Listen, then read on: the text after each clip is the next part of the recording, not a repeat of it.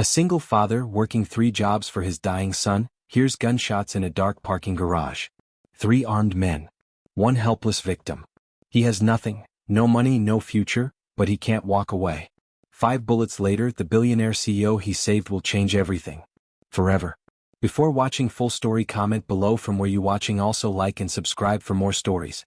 Daniel Cooper pressed his forehead against the cold hospital window, watching his son sleep.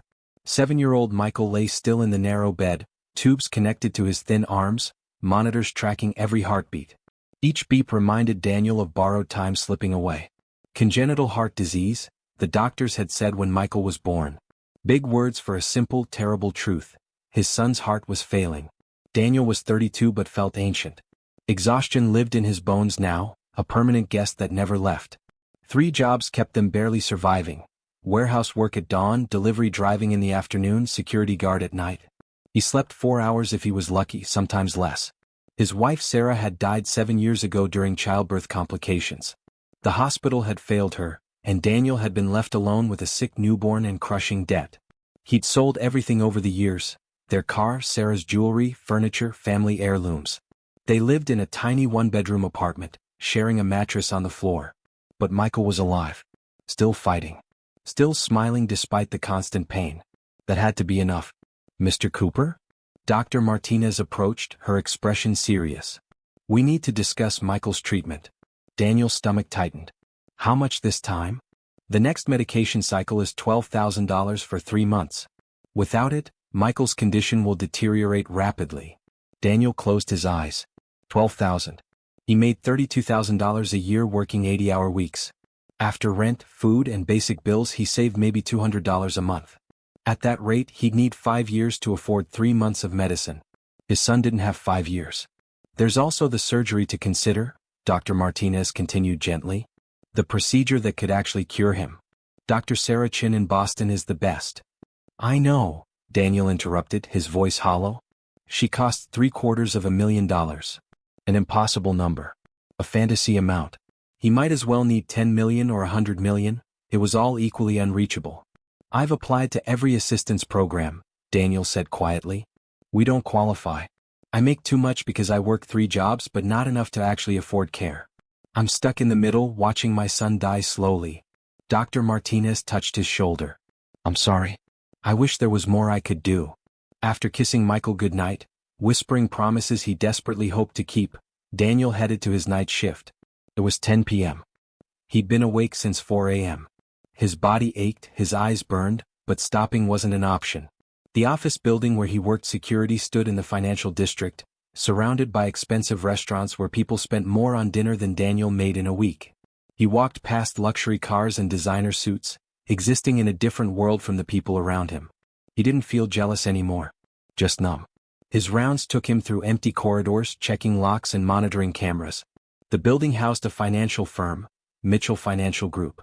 Daniel had looked them up once. The CEO, James Mitchell, was worth billions.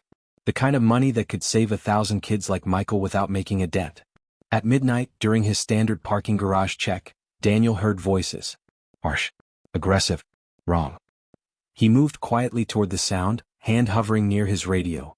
3 men in masks surrounded someone against a silver Mercedes. One held a knife that glinted under fluorescent lights. Another pointed a gun at their victim's head. Your wallet. Your watch. Give us everything. The victim was an older man, maybe 60, well-dressed, hands raised in surrender. His face showed pure terror. Daniel's training said call for backup. Stay safe. Wait for police. But the gunman's finger was tightening on the trigger.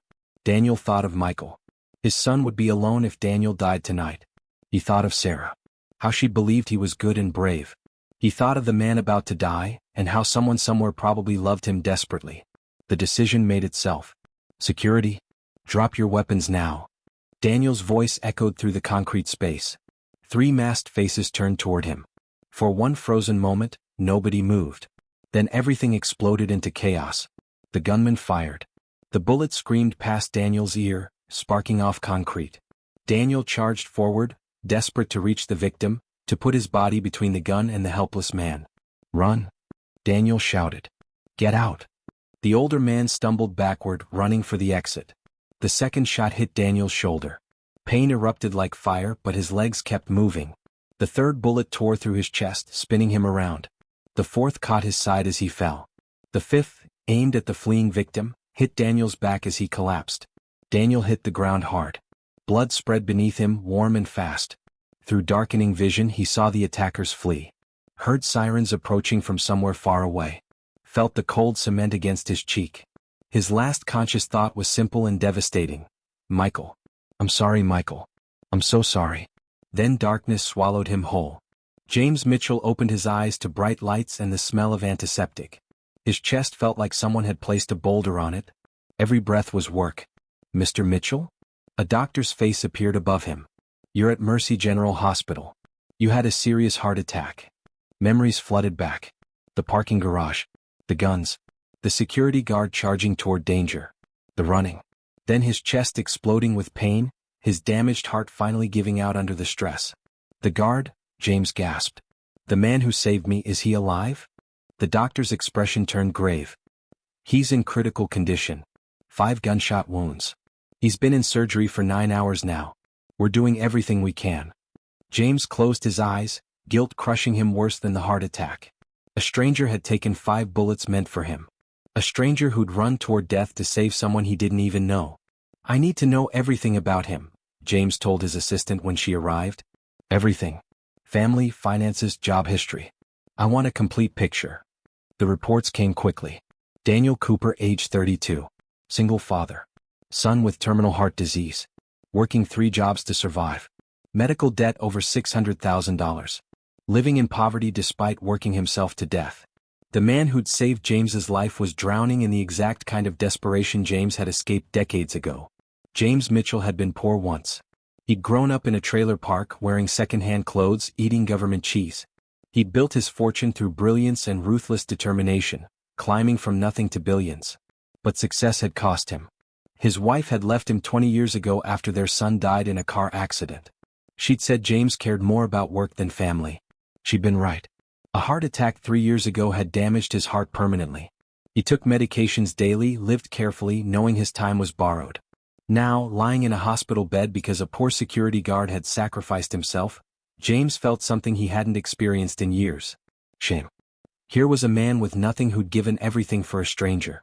Meanwhile, James had spent the last year fighting with his board about executive bonuses, arguing over millions while people like Daniel Cooper worked themselves to death. Get me his son's medical files, James ordered. And get my lawyer here immediately. Within hours, James had the complete picture. Michael Cooper, 7 years old, needed a $750,000 surgery that would save his life. The surgery existed. The doctors were available. The only thing missing was money. Money James spent on vacation homes and vintage wine collections. The guilt transformed into something else. Something powerful. Determination. I'm going to fix this, James said aloud to his empty hospital room. Whatever it takes, I'm going to make this right. Daniel woke to pain. Crushing, all-consuming pain that made breathing agony. Machines beeped steadily around him. Tubes ran from his arms. His body felt heavy and wrong, like it belonged to someone else. Easy, Mr. Cooper. A nurse's kind face appeared above him. You're in recovery. You've been in surgery. Don't try to move. Michael, Daniel croaked through a throat raw from intubation. My son, where is he? Your son is fine, a deep, unfamiliar voice said. Daniel slowly turned his head. Pain shot through his neck and shoulders. Sitting in a chair beside his hospital bed was the man from the parking garage, the victim he'd saved. Older, distinguished, wearing an expensive suit even here in the hospital. You saved my life, the man said simply. His voice was rough with emotion. My name is James Mitchell. Daniel's mind was foggy from pain medications. The name meant nothing. I'm the CEO of Mitchell Financial Group, James continued. I'm also the reason you almost died last night. And I'm going to spend the rest of my life making that right. Not your fault, Daniel whispered. Speaking hurt. Everything hurt. Maybe not, James said. But while you were in surgery, I had my team investigate your situation. Your son. The medical bills. The 3 jobs. The impossible choices you face every single day. Daniel tried to sit up. I don't want charity. This isn't charity, James interrupted firmly. This is a debt. You took 5 bullets for someone you didn't know. You were willing to die for a complete stranger. Do you understand how rare that is? How extraordinary. I just did what anyone would do, Daniel protested weakly. No, James said, leaning forward. Most people would have hidden and called for help. Most people would have protected themselves first. But you didn't hesitate. You ran straight toward danger to save someone else's life. He pulled out a thick folder from his briefcase. This is Michael's medical file. The surgery he needs costs $750,000. I've already spoken with Dr. Sarah Chin at Boston Children's Hospital. She's the absolute best pediatric cardiac surgeon in the world. She's reviewed Michael's case personally, and she's ready to operate next week. Daniel couldn't breathe. I can't afford. You're not paying a cent, James cut him off. Everything is covered. The surgery. The hospital stay. All recovery costs.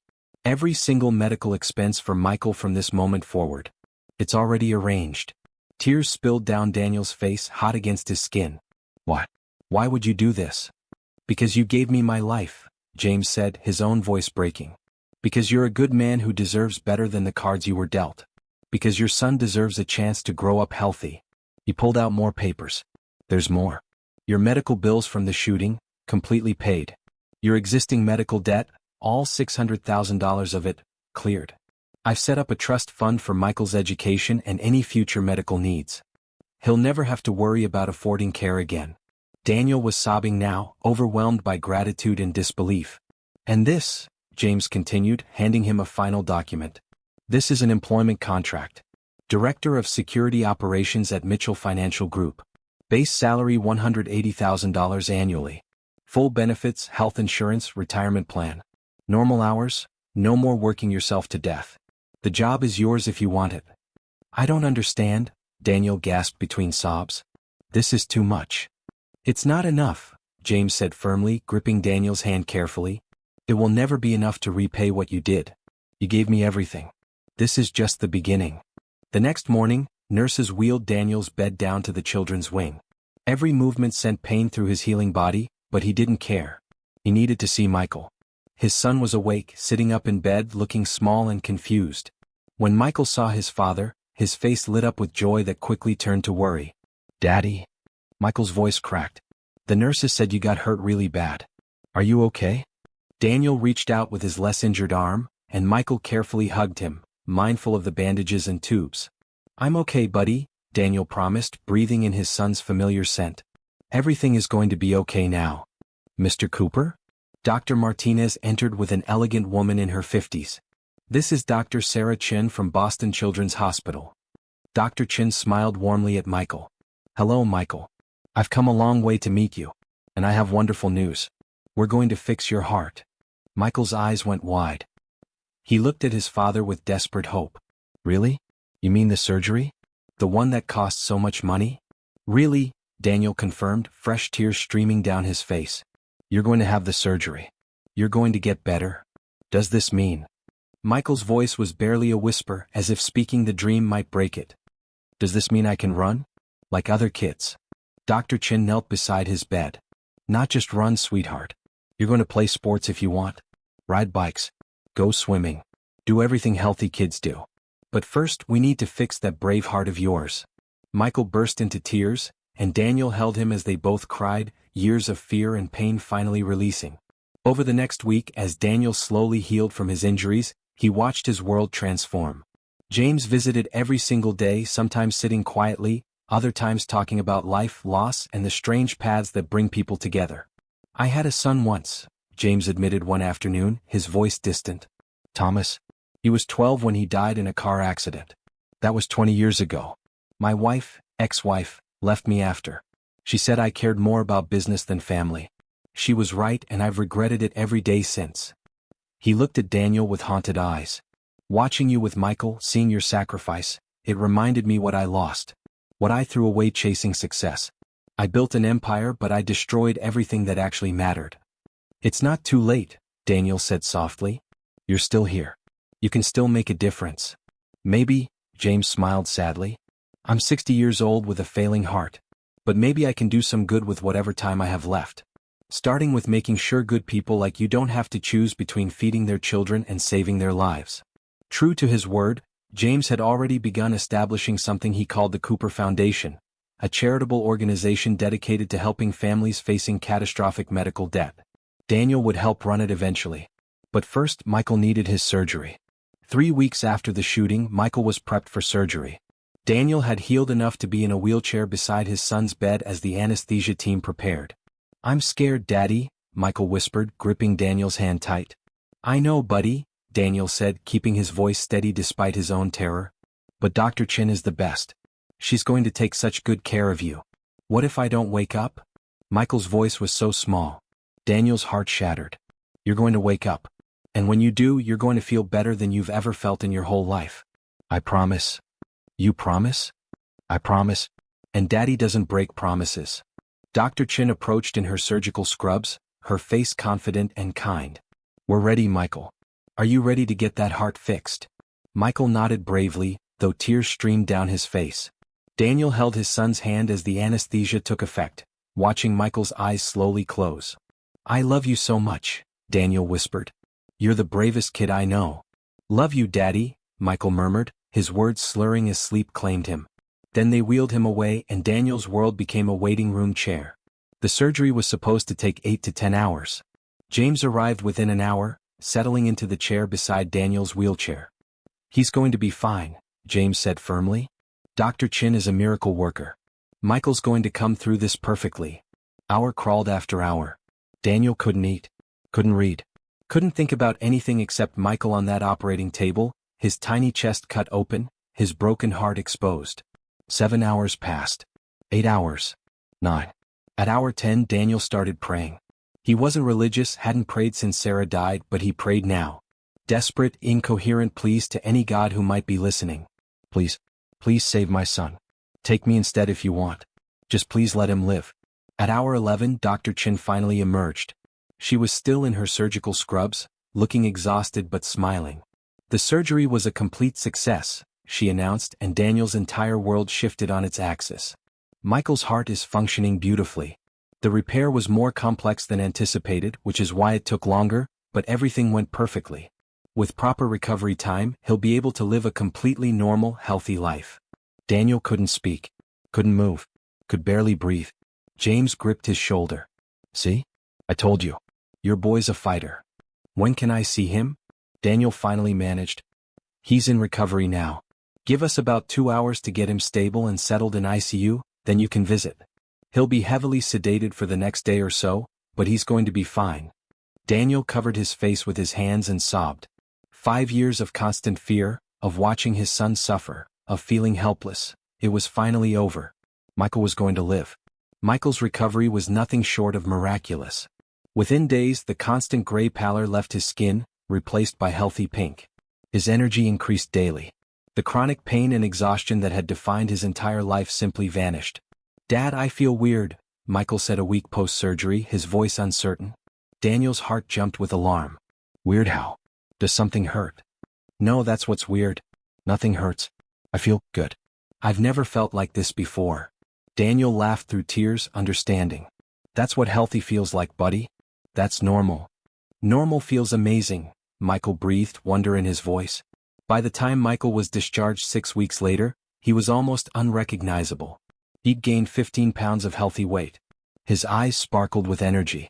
His smile, once fragile and rare, now came easily and often. Daniel's own recovery had progressed well. The bullet wounds left scars, permanent reminders across his shoulder, chest, and back. But he was alive, mobile, and most importantly, he was present for his son. He started his new job at Mitchell Financial Group 3 months after the shooting. The salary felt surreal. The benefits were comprehensive. The hours were actually reasonable, 40 a week instead of 80. For the first time in 7 years, Daniel could breathe. James had meant everything he promised. The job was legitimate, not charity disguised as employment. Daniel was genuinely good at it.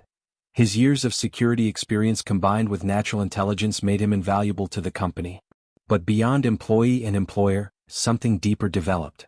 Daniel and James became genuine friends. 2 men from completely different worlds, brought together by violence and bound by gratitude. James invited them to company functions. Introduced Michael to his colleagues. Became the grandfather figure the boy had never had. "You know what the strangest part is?" James said one evening as they watched Michael play soccer in the park. running and kicking without any difficulty. I spent 40 years building an empire, making money, chasing success. I thought that was what life meant. He turned to Daniel, his expression thoughtful. But watching your son run around healthy because we could help, that's more satisfying than any business deal I ever made. That matters. Everything else was just noise. You saved his life, Daniel said simply. No, James corrected gently. You saved mine first. I'm just returning the favor. 6 months after Michael's surgery, Daniel and James officially launched the Cooper Foundation. They'd rented office space, hired a small staff, and developed a process for identifying and helping families facing medical bankruptcy. The foundation's mission was straightforward: find good people drowning in medical debt and throw them a lifeline. No endless applications. No bureaucratic delays. Just immediate, comprehensive help. Daniel shared his story at the press conference announcing the foundation.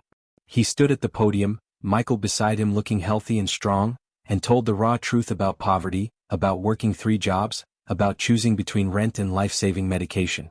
I was lucky, Daniel said, his voice steady despite emotion. I happened to save the right person on the right night. But thousands of families across this country aren't lucky. They're working 3 jobs like I did. They're watching their children suffer. They're drowning in debt through no fault of their own. The Cooper Foundation exists to help them. The story went viral. News outlets picked it up. Social media exploded with shares and comments. Donations poured in, not just from wealthy philanthropists, but from ordinary people who'd faced similar struggles and wanted to help others. Within the first year, the foundation helped 500 families pay off over $40 million in catastrophic medical bills. Daniel met with each family personally when possible. He heard their stories, saw the desperate fear in their eyes, and felt profound gratitude that he could offer hope. A single mother whose daughter had leukemia. A father whose son needed a kidney transplant. An elderly couple bankrupted by Alzheimer's care. Family after family, each with their own nightmare, each drowning in debt. The foundation helped them all. You're really good at this, James observed after a particularly emotional meeting. You connect with people in a way I never could. Because I've been exactly where they are, Daniel explained. I know what it feels like to be drowning. I know the fear, the desperation, the shame of not being able to afford to save someone you love. I speak their language because I lived their nightmare. The foundation grew rapidly. They expanded to more states, helped more families, saved more lives. But Daniel never forgot where he'd come from. He kept a photo on his desk, himself and Michael from the hardest days, both of them thin and exhausted. The photo reminded him why the work mattered. Every family they helped was him. Was Michael.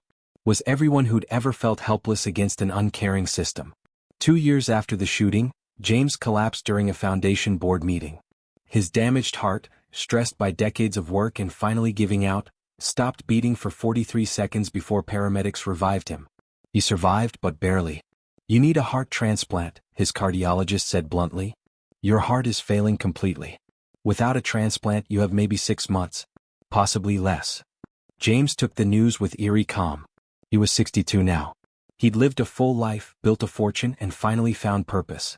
But lying in his hospital bed, he realized he wasn't ready to die. Not yet.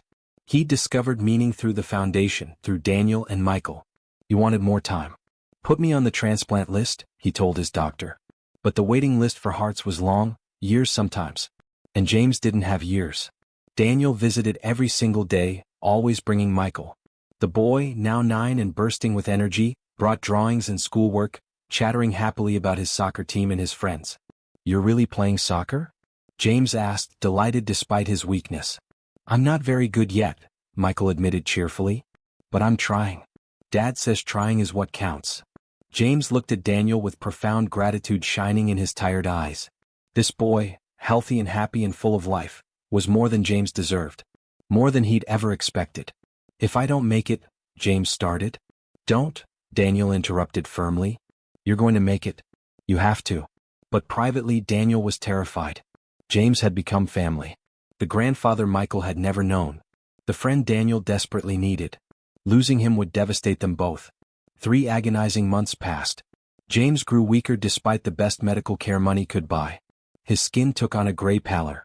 His breathing became labored. He was dying and everyone knew it. Daniel spent every spare moment at the hospital, sometimes working from James's room, sometimes just sitting quietly while James slept. You don't have to stay, James whispered one evening, his voice barely audible. I know, Daniel said. But you stayed with me when I was healing. Fair's fair. James smiled weakly. You're a good man, Daniel Cooper. I learned from the best. The call came at 2:47 a.m. on a Tuesday morning. A heart was available. Compatible blood type, good tissue match. James was being prepped for surgery immediately. Daniel grabbed Michael and rushed to the hospital. They sat in the same surgical waiting room where they'd once waited for Michael's heart surgery. The symmetry wasn't lost on either of them. He saved us, Michael said quietly. We have to believe he'll be okay. I'm trying, buddy, Daniel admitted, gripping his son's hand. I'm really trying. The surgery took 16 hours. Dawn came and went. Morning turned to afternoon. Daniel couldn't eat, couldn't read, could barely think. Finally, at 7 p.m., the surgical team emerged. The transplant was successful, the lead surgeon announced, and Daniel's knees nearly buckled with relief. Mr. Mitchell's new heart is functioning excellently. He'll need extensive recovery and lifelong anti-rejection medications, but the prognosis is very good. Daniel hugged Michael tight, both of them crying with relief and gratitude. When James finally woke 3 days later, weak but alive, the first thing he saw was Daniel and Michael sleeping in uncomfortable chairs beside his bed. They'd never left the hospital. Hey, James whispered, his voice rough from the breathing tube. Daniel's eyes snapped open immediately. You're awake. Apparently, James managed a small smile. New heart and everything. Pretty fancy. Michael woke up and very carefully hugged James. We were so scared. I know, James said, tears forming. But I'm okay now. We're all okay. And for the first time in years, that was actually true. 5 years after the shooting, the Cooper Foundation had helped over 5,000 families pay off more than $400 million in medical debt. They'd expanded to 15 states and employed over 100 people. James, now 67 with his transplanted heart beating strong, had retired from Mitchell Financial Group to run the foundation full-time alongside Daniel. This is what I was meant to do, James told Daniel one afternoon. Not run a corporation. This, helping people. Making actual differences in real lives. Michael was 14 now, an honor student and talented soccer player. He volunteered at the foundation every weekend, helping process applications and sometimes meeting with families. I want to be a doctor, Michael announced one day with absolute certainty. A pediatric cardiologist like Dr. Chin. I want to help kids like me, kids whose parents can't afford treatment. Daniel's heart swelled with pride. His son, once dying, now thriving, wanted to spend his life saving others. One warm evening, the three of them sat on James's porch, watching the sunset paint the sky in shades of orange and pink. Do you ever think about that night? Michael asked. In the parking garage? Every single day, Daniel admitted. It changed everything. You saved my life that night, James said. But honestly, I think we saved each other. He looked at Daniel meaningfully. You showed me what real courage looks like. What genuine sacrifice means. You reminded me that wealth exists not to hoard but to help. You gave me purpose when I'd lost it completely. And you saved Michael, Daniel said. You gave us both a future we never dreamed possible. We gave each other something more valuable than money, James corrected. We gave each other purpose. Family. Well, that's worth more than any fortune. Michael leaned against his father contentedly. I'm really glad you were brave that night, Dad. Even though you were scared. Daniel hugged his son close. Being brave doesn't mean not being scared, buddy. It means doing the right thing even when you're terrified. Like you did. Like I did. They sat in comfortable silence, watching the sun disappear beyond the horizon, three people who'd found each other in the darkest moment and built something beautiful from tragedy. Daniel stood at the podium at the Cooper Foundation's 10th anniversary gala. He was 42 now, his hair showing gray at the temples, but his eyes were clear and peaceful. The ballroom was filled with donors, families the foundation had helped, and media covering the event. 10 years ago, Daniel began, his voice steady, I was a desperate single father working 3 jobs to keep my son alive. I was exhausted, broke, and terrified every single day. Then one night I made a choice. I chose to help someone even though it might cost me everything. He gestured to James, now 72 but healthy and vibrant, sitting in the front row beside Michael, who was 19 and home from his first year of pre-med at Harvard. That choice led to this, Daniel continued. To friendship that became family. To a foundation that has now helped over 15,000 families escape medical bankruptcy. to my son becoming the healthy, brilliant young man he is today. Michael smiled at his father, his eyes shining with love and pride. I learned something that night, Daniel said, his voice thick with emotion. I learned that the moments when we're most afraid, when we're facing impossible odds, those are the moments that define who we really are. Not the easy times. The hard ones. He looked directly at the families in the audience who were currently struggling. If you're facing impossible choices right now, if you're drowning in medical bills and fear, I want you to know something. There is hope. There are people who care. There are second chances waiting if you don't give up. 10 years ago, I took 5 bullets for a stranger, Daniel said. Those bullets led to miracles I never imagined. They saved my son's life. They gave me a brother in James. They created this foundation that helps thousands of families every year. He paused, looking at the faces watching him. Sometimes our darkest moments lead to our greatest blessings. Sometimes sacrifice opens doors we never knew existed. And sometimes, when we choose love over fear, when we choose compassion over safety, we change not just our own lives but countless others. James stood and joined Daniel on stage, pulling him into a tight hug. The crowd erupted in applause that seemed to shake the walls. Later, as the celebration continued around them, the three of them stood together on a balcony overlooking the city lights. Thank you, James said quietly, for being brave when it mattered, for showing me what life is really about, for being my family. Thank you for saving Michael, Daniel replied, for giving us this life, for becoming the grandfather he never had. Michael wrapped his arms around both men. I love you guys. We love you too, kid, James said, his voice rough with emotion. Daniel looked at his son, tall and healthy and full of dreams, and at James, alive and purposeful and happy. He thought about that night 10 years ago, bleeding on cold concrete, certain he was dying. He'd thought he was losing everything. Instead, he'd found everything that truly mattered. Not money or success, but love, family, and the power of choosing compassion even when it costs you everything. That was worth more than any fortune in the world.